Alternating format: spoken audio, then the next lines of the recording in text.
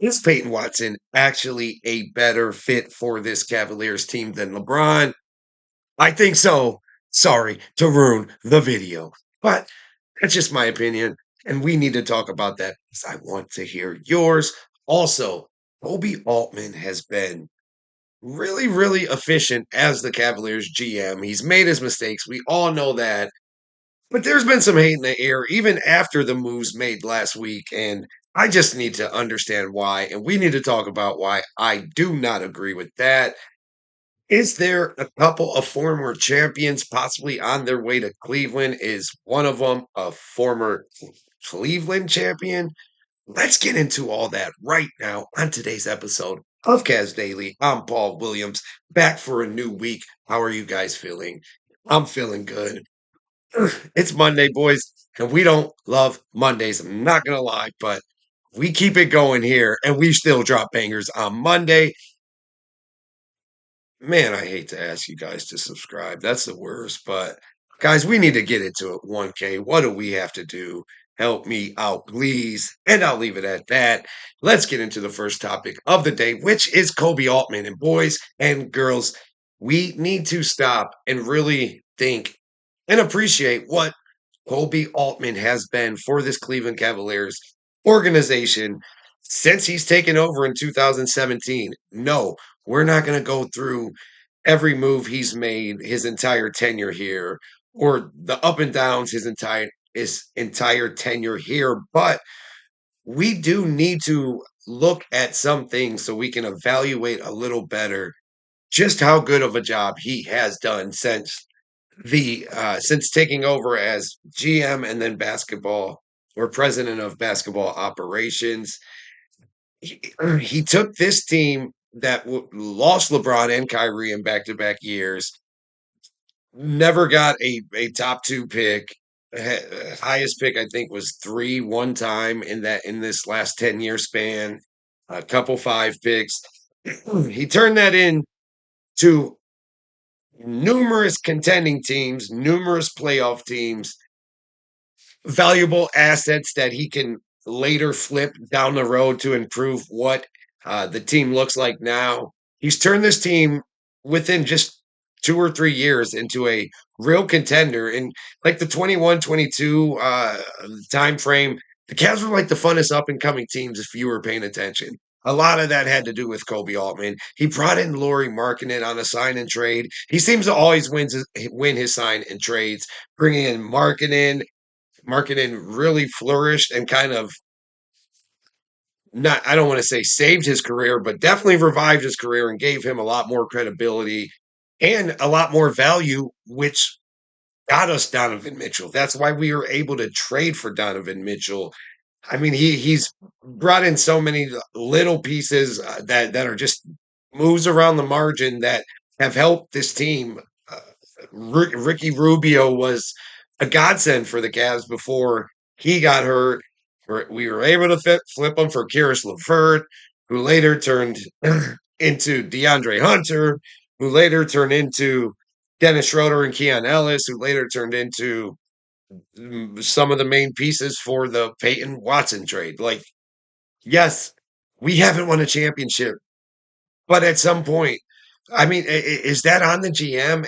Like, I'm not going to say a lot, but there's been a couple people that have really been hard on Kobe Altman and the Cavs, and it's like, bro, do you see that this dude has came here, built a sustainable winner, and now he has a setup to compete today, next week, this season, next season, the year after, but then we have a safety net, guys. We are building a future as well, like right in front of our eyes, as the Cavs stay competitive right now and put themselves in the best situation to win a championship right now, keep up with all the Eastern Conference teams' moves right now. He's also still making sure we have a later as well. I mean, our young guys now, the core of our young guys is starting to look scary with, uh, I mean, Tyrese Proctor, Malik Thomas, of course, adding Peyton Watson to that. Evan Mobley would be the young veteran in that type of group. Naquan Tomlin. Don't know what's going to happen with Cam Whitaker, but he could become one of those guys. Like that is a solid core group of guys to start to move forward with while you already have a Hall of Famer in James Harden, who you just re upped on after making a great trade to get him and giving yourself financial flexibility to continuously make moves and get things done. Like everyone was saying all this past season, the Cavs can't. They really can't make many moves. They're over the second apron. They can't do anything. Blah blah blah. Then Altman got Schroeder and Ellis. Then Altman got Harden, and not just got Harden, but also gained a bunch of down the road financial flexibility. He made the trade with Lonzo Ball going to the Utah Jazz to get more financial flexibility. And Lonzo Ball was really financial trade as we got off Isaac Okoro's contract in the trade to bring in Lonzo Ball. I mean, the guy is a great GM. He's a great front office guy. He's got the accolades for a reason, and he now has the Cavs set up with this Peyton Watson trade. I mean, to truly compete right now and 4 or 5 years down the road, like Donovan will still be a solid player at worst, a top 25 player in 4 years. Evan better be a top 20, top 15 player in 4 years. What can Tyrese Proctor be? Like, what will Malik Thomas be in 4 years? Naquan Tomlin, will he be a certified role player? Like, having just those young guys and then still the pieces you have around them, whether they're young veterans still growing or just flat out veterans like Donovan Mitchell, Jared Allen. I mean, it's a pretty good job of orchestrating and building a team. Like, people keep wanting us to be all in, like the Cavs are all in on this season. If not now, they're done. And Altman just keeps finding a way for that to not be the case and for us to have options and continue to improve year after year, deadline after deadline, off season after off season. Like he always gets stuff done to improve the Cavaliers. Like, how can you be hating on it? I don't understand. Signing James Harden, of course you're gonna sign him after you make that Darius Garland trade. That goes without saying. I mean, I just don't understand some of the negativity about that. But it is what it is. In my eyes, Altman is doing probably the best job in the NBA at having a team ready to compete now with like certified Hall of Famer type vets, certified 5, 6, 7 time All Star vets like Donovan Mitchell, and a young core that still has upside, and a young core off the bench that we don't even know their upside, and maybe one of the best draft picks in years with Malik Thomas if he shows 80% of what he did in the summer league. Like, kudos to you, Altman. The Cavs are in great shape, and it's because of him. Let's get that through our heads, guys. And whether we love James Harden or not, or love every guy that he brings in, the fact is he's continuing to improve the Cavs, keep them competitive, and also give us a cushion in the future. I don't know what more you can ask for. And as far as the Peyton Watson stuff, which was obviously Kobe Altman's doing, I think it worked out better. I think that was the biggest summer move the Cavs could have made coming into this offseason and all throughout this offseason. Like, I truly believe whether we made this trade last week or we made this trade on June 29th when all the Giannis trades and Julius Randles, all those were going on, this was like the best really the Cavs could hope for. On top of signing Donovan Mitchell, forgot to throw that in with the Altman stuff, but we also got Donovan to commit for like the rest of his prime and some, and like give us a discount instead of waiting next year for his 10th year of service and getting a bunch more money. So that's another W for the Cavs and the Cavs front office. But this Watson trade and the Watson move is too because with our financial situation, like there wasn't a ton of things we can do unless we wanted to gut the team and gut the future. Instead, Kobe Altman built on the future, made it brighter, and gave us our best chance right now. Like bringing in Peyton Watson along with Mario Hazonia is like beyond better than just adding LeBron to me. And that's 100%. from the bottom of my heart. I mean that. I think this was the best case possible, and I would much rather have Watson and really just Watson, but Watson and Hazonia added as our new small forwards, our new wings, our new combo forwards. Both guys could guard 1 through 5. Both guys could shoot the hell out of the ball. Hazonia just dropped 37 in the qualifiers a couple nights ago, had like 7 rebounds to go with it. Like, he's a player, guys, and Peyton Watson is also a player. I don't think we understand who Peyton Watson is. I mean, I understand if people don't. He's had somewhat of a quiet career up until last year. Playing in his rookie season, the Nuggets won the championship. So, like, when you're in that type of situation, the last pick of the first round, it's going to be tough to get real playing time those first couple of seasons.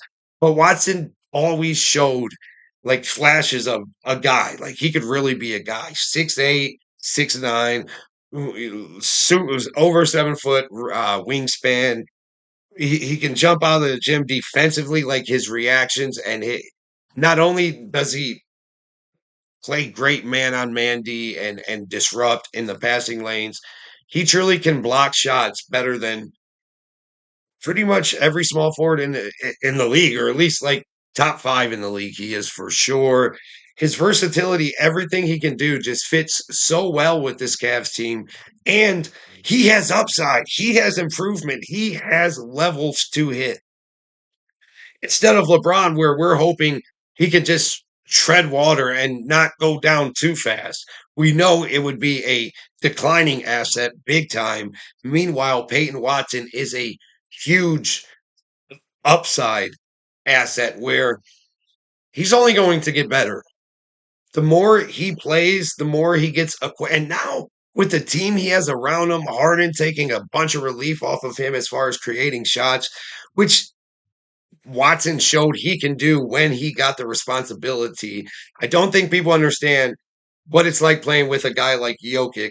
You're just not going to get a ton of chances to have the ball in your hand and have high usage percentage and get those counting stats, because not just the usage stuff like assists and scoring, but also rebounding. Like, he's gobbling up most of those rebounds as well. Watson still averaged almost 6, but he's going to contribute in so many ways for this Cavs team. I think he fits so much better instead of a weakness at the small forward defensively and having Donovan, Mitchell, and LeBron, two not very good and one average defender, and Donovan's the average one. Instead of having that, we have Peyton Watson now. Like, our defense is going to improve drastically having him at the small forward position over anything we had last season for sure, and over having LeBron here. And offensively, we don't need what LeBron would bring offensively. Of course, it wouldn't hurt. I mean, anytime you can improve, you improve, and it would have been better overall for the Cavs than not. But like, Watson, his cutting ability, his catch and shoot, his corner three, elite status, and his developing playmaking while limiting turnovers is huge and the perfect fit for the lineups that Kenny Atkinson can roll out throughout the season. I mean, we're going to do starting 5 rankings soon, but it's hard for me to see starting 5 better than the Cavs in the NBA. There's a few for sure that you can say, hey, they're right there, but to say clearly better, I don't know. Like, James Harden, Donovan Mitchell, Peyton Watson, Jared Allen, Evan Mobley, that's pretty formidable. That's like 4.5 All Stars, 4.75 All Stars, and just the upside in the fact that Watson will be here as he starts to enter his prime, and there's a good chance he'll stay and he'll be here through his prime. We get all that instead of getting LeBron for 1 or 2 years.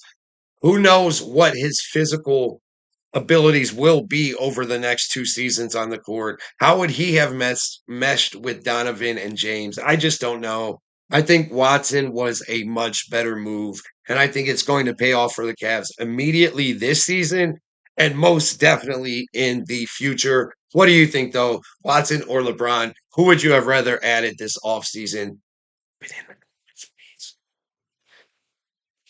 And to switch things up, On top of adding Peyton Watson last week and re-signing James Harden, the Cavs still do have some options with their roster, and they have some ways where they can add another body or two.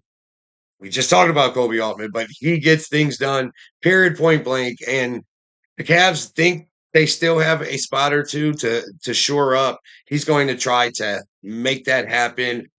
And there's been some rumblings that both Bruce Brown, formerly of the Denver Nuggets twice, and Kevin Love, do I need to introduce both?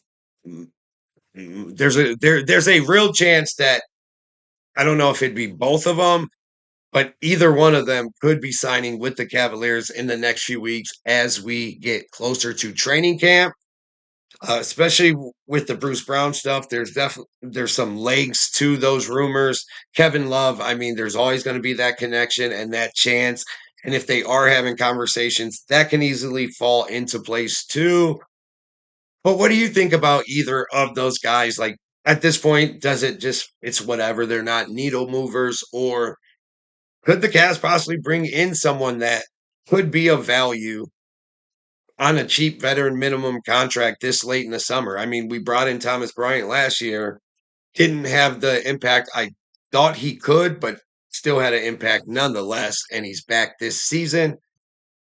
I mean, in Bruce Brown's case, he played in all 82 games for the Nuggets last year, only 4 starts, doesn't put up big stats, played over 20 minutes a game, however, averaged almost 8 points, 4 rebounds, 2 assists, and a steal per game. He's going to shoot upper 30s from three most of his good years, mid 40s from the field. And really, he's a veteran defender on the wing. Another guy you could throw out for 10 or 15 minutes to kind of slow down an offensive player that's getting hot at the guard position or maybe the small forward position. And he wouldn't be like a huge ad, but I think he is someone that could be valuable for a team like the Cavs. He's only 30, but has a ton of experience, won a championship in Denver as a integral piece off the bench, was one of the best six men of the year around that time. And his veteran presence, I won't say like the attitude, dog, or killer instinct like a Dennis Schroeder or Struess, it wouldn't be directly replacing them, but he does have some of that in him and would bring that to this Cavs team if he's not, even if he's not playing a ton off the bench. So I wouldn't be mad at that at all. He's a good, like I said, defender, and the Cavs can never add too many of those. And then Kevin Love, of course, we know the deal with him. He's 37 now. He's in his twilight. He's talked many times about retiring with the Cavaliers. Last year with the Jazz, he shot like upper 30s from three, but also below 40 from the field. I think if motivated and in shape, he could still be a guy that if he plays 12, 15 minutes, get you 7 points, 4 or 5 rebounds most games. We'll have a few big games here or there. Could step in, play 20, 25 minutes at times if Mobley or Allen out. And I mean, we do need another backup big. I don't know if Kevin Love is that guy, but I do know we still definitely need one. Evan and Jared with only Thomas Bryant backing him up just is not enough. I mean, especially with the way Atkinson showed he didn't really trust Thomas Bryant last year. We still do need insurance and to get shored up at that spot. To me, that's the one spot, if any, that we still need to work on the most. I just don't know if Kevin Love is a true backup at this time, like a guy we can really count on off the bench, or if he would just be another veteran presence type guy to bring to the table. What do you think? Do you think Kevin Love could help us on court as well as obviously be a good leader and a good presence and voice for this Cavaliers team? And would you be interested in adding him back or adding Bruce Brown? And what do you think they would bring to the table? Bruce, I wouldn't be mad at that, bringing the veteran presence, a little bit of dog in him, and that experience and perimeter defense is always valuable. Kevin Love, not as much basketball wise, probably. And with us having the hole we do at the backup big man spot, I'm still hoping to shoot a little higher and bring in someone that could be counted on a little more confidently. But yeah, like Kevin Love, if we added him, I would still want to add another big, but I wouldn't be mad at adding Kevin Love at all. Let me know how you feel about those boys in the comment section. And to wrap it up, let's get back to that comment section and talk about some of your guys' latest comments.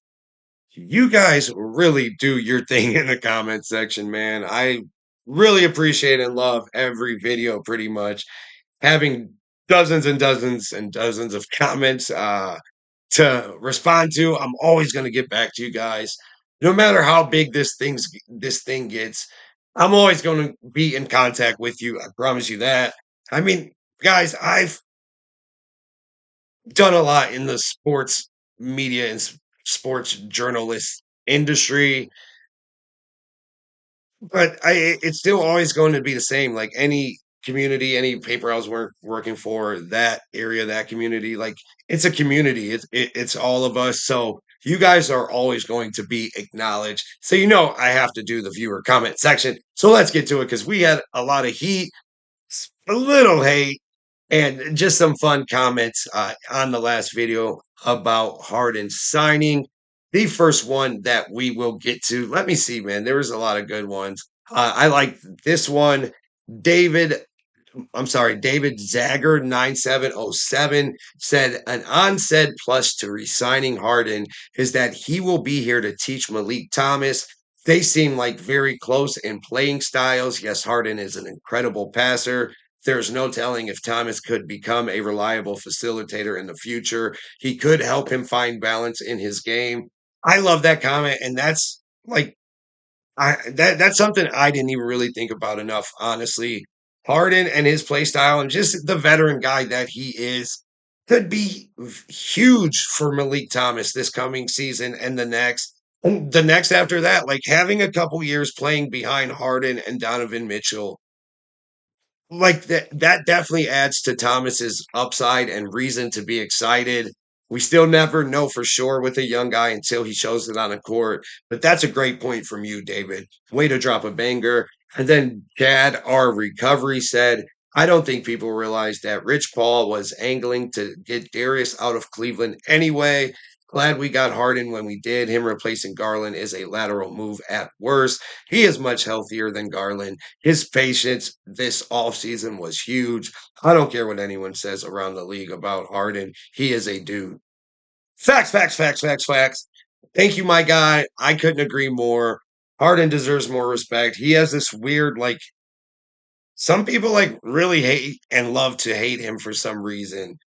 But if you say anything about it to those people, it's gonna be a tough time, but I agree with everything. Garland, what I mean, Rich Paul was stirring up things behind the scenes 1,000,000% with Garland.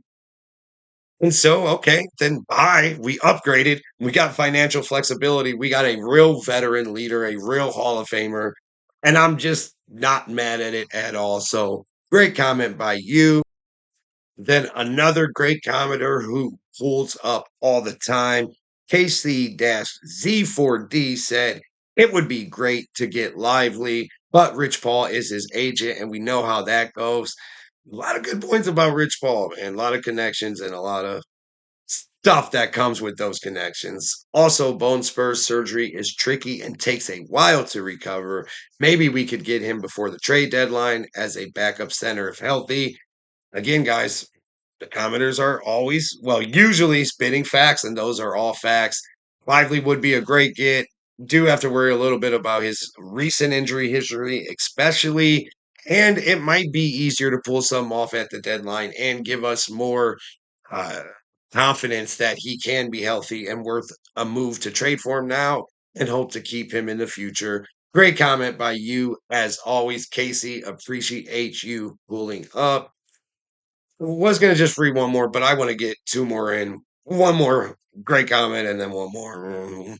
Just want to get it in. But Penelope P4B2 and said, I think acquiring another young big is a good idea. I think Mobley and Allen so crucial to the Cavs defense and playoff success that they probably should have other players who can play some solid minutes, especially in the regular season, and not kill the defensive identity of the Cavaliers.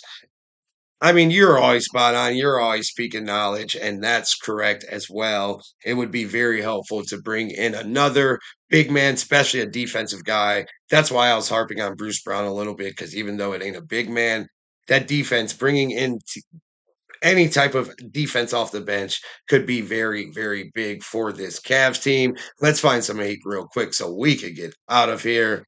Okay, we got one. Lamar, 7 of 9, said Harden is only good in the regular season. That's been his whole deal. When it counts, where is he? He's not a team friendly player. Harden doesn't play defense at all. Don't agree with that. You must not have watched the playoffs, bro. He was D'ing up. Yes, I know a 7 minute span in game one of the Eastern Conference Finals changes everything. But facts are what facts are, and Harden played very good defense for 82% of the playoffs, and he's not a team player. Come on, man. Did you see what he just did? He waited all summer to sign for less than he could have signed somewhere else and less than his value is to help the Cavs get Peyton Watson. He also recruited him. I'm done here, guys. It's a Monday. Have a great day. Hit that like, please comment. Let me know how you feel and sub. Come back tomorrow.